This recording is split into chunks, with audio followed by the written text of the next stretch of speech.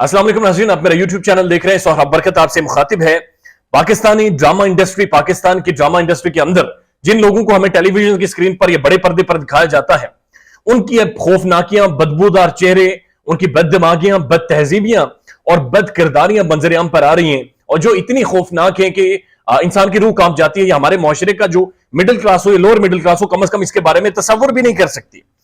फिरोज खान और सजल की तलाक के बाद और खासतौर पर उनके मासूम बच्चे जिनकी कोई गलती नहीं थी, उनके हवाले से जब से ये मामला फैमिली कोर्ट्स में और मीडिया में डिस्कस हो रहा है, उसके बाद जो ऐसी चीजें मंजर आम पर आ रही हैं जो कि तशवीशनाक है। सबसे पहले आपको बताऊं तो अलीजे ने जो अपनी स्टेटमेंट में इनफिडेलिटी और एक्स्ट्रा मैरिटल अफेयर्स की तरफ बातचीत की थी, तो फिल्म इंडस्ट्री के अंदर के बहुत सारे लोग, ड्रामा इंडस्ट्री के बहुत सारे लोग अपने इंस्टाग्राम पोस्ट के जरिए, अपनी ट्विटर पोस्ट के जरिए, अपने व्हाट्सएप पोस्ट के जरिए या फेसबुक की पोस्ट के जरिए इस बात के बारे में क्लियरली बात कर रहे हैं कि फिरोज खान को ऐसा लगता था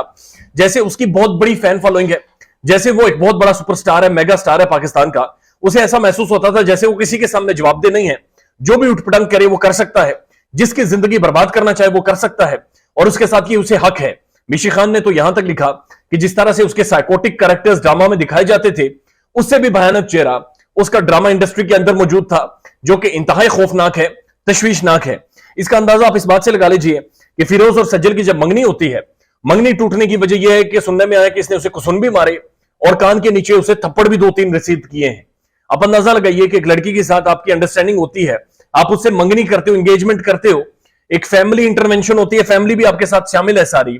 उसके बाद का ये तहजीक अमेज रवैया कोई ऐसा शख्स नहीं कर सकता जो बड़े पर्दों पर आकर लोगों को खवातीन का एहतराम सिखाए, जो अखलाकियात का दर्स दे, जो तमीज की बातें करे, और जो बिग स्क्रीन पर आकर एक ऐसा माहौल बयान करे कि ऑल इज गुड, सब अच्छा है। उसके बाद फिरोज खान की जो छोटी बहन है, उन्होंने अलीजे का रिश्ता ढूंढा। अब ये अलीजे का और फिरोज खान की जो शादी थी, अरेंज्ड मैरिज थी, बड़े गुड लुकिंग कपल से। और शुरू में हम देखा कि जब अलीजे जाती थी इसके शूटिंग सेट के ऊपर, तो ये बड़ा उसे पैम्पर करता था, प्रोटोकॉल देता था, बहुत ज्यादा उसका ख्याल रखता था। लेकिन उसके बाद चीजें बदली, और वो बदली ऐसे कि जब इनका पहला बेटा हुआ, तो बेटे के साथ फिरोज खान अपनी बड़ी पिक्चर्स लगाता था, तस्वीर वगैरह सब चीजें अपलोड करता था, वीडियोस भी बनाता था। लेकिन उस दौरान जो अलीजे थी वो जाहिर अपने बेटे के साथ बिजी हो गई। बेटे को ज्यादा टाइम रिक्वायर्ड था, चूंकि वो मासूम बच्चा था, अभी भी मासूम है माशाल्लाह, लेकिन वो मासूम बच्चा था, उसे ज्यादा टाइम की रिक्वायरमेंट थी। तो इसी दौरान फिरोज खान का ड्रामा आता है जी इश्किया। इसमें हानिया आमिर वहां पर मौजूद है, और हानिया आमिर इटसेल्फ एक बड़ी इंटरेस्टिंग पर्सनैलिटी, बड़ी इंटरेस्टिंग एक खातून है जो ड्रामा इंडस्ट्री के अंदर मौजूद है, और बेशुमार चीजों के हवाले से जानी जाती है। बेशुमार अफेयर्स इनके भी बहरहाल आए दिन रिपोर्ट होते रहते हैं, कम से कम इंस्टाग्राम के ऊपर जो स्टोरीज मंजर आम पर आती हैं। इश्किया ड्रामा के बाद फिरोज खान और हानिया आमिर का अफेयर शुरू होता है। फिर हानिया की जो अटेंशन है, अफेक्शन है, वो फरहान पर चली जाती है, फरहान सईद पर। और फरहान सईद और उर्वा जो कि ऑलरेडी कमिटेड होते हैं, उनके अंदर जब डिस्प्यूट पैदा होता है, और जब हानिया आमिर की फरहान के साथ ज्यादा इंटरेक्शन होता है, तो उस दौरान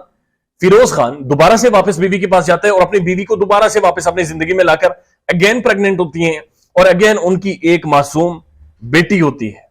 फरहान सईद और फिर उर्वा भी के डिस्प्यूटेड शुरू हो जाते हैं।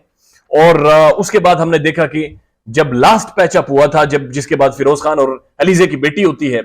उसके बाद से ये दोबारा से इनका रिश्ता नहीं संभल सका, और 4 साल के अरसे में ये शादी टूट गई। अब ये वो लोग हैं जो टीवी स्क्रीनों पर जब आते हैं तो मोहब्बत के दावे करते हैं और कहानियां सुनाते हैं, और इसी का असर पाकिस्तान की नौजवान नस्ल के ऊपर होता है। और जब वो इन्हें फॉलो करने जाते हैं इनकी रियल लाइफ के ऊपर, तो वो इंतहाई दागों से भरी हुई, इंतहाई खौफनाक किस्म की,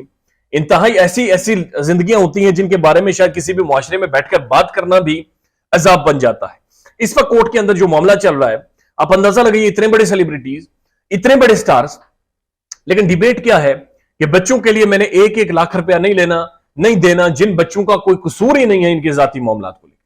जिन बच्चों का कोई कसूर ही नहीं है कि इसे हानिया आमिर के साथ अफेयर था या नहीं था, जिन बच्चों का कोई कसूर नहीं है कि ड्रामा इश्किया में इसका हानिया आमिर के साथ क्या अफेयर चल रहा था, बट